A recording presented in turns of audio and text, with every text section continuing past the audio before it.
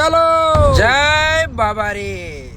ચલો આપણે પંજાબ પહોંચી ગયા છે. આજે પંજાબ પહોંચીને પહેલા જ નાવાનો વેચ થઈ જાય, કેમ કે નાહ્યા વગર ચેન નથી પડતો. આ છે આપણો સ્વિમિંગ પુલ, જોઈ લો, એક નંબર છે સ્વિમિંગ પુલ.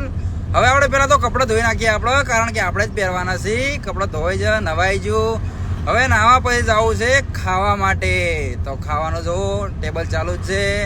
હવે આપણે મંગાવી લીધું ખાવાનું, એક નંબર ખાવાનું બન્યું છે.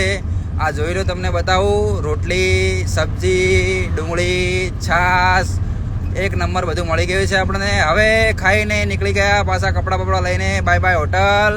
હવે જઈ રહ્યા છે આપણે. જાતા જ આગળ બોર્ડ આવી ગઈ, પણ પંજાબી ભાષામાં શું લખેલું હતું કાંઈ ખબર ના પડી. ત્યારબાદ આવી ગઈ નદી. નદીમાં તમે નજારો જોઈ ગયો, એક નંબર છે.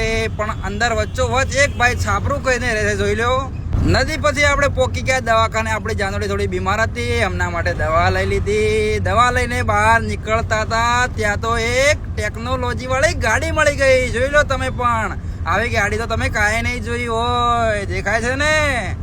એના પછી આપણે નીકળી ગયા તો સામે જંગલ આવી ગયું છે.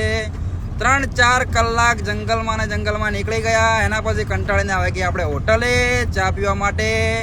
આ બ્લોગ આપણે અહીંયા પૂરો થાય છે. સારો લાગે લાઈક કોમેન્ટ કરતા રહેજો. જય માતાજી. પંજાબની મોજ.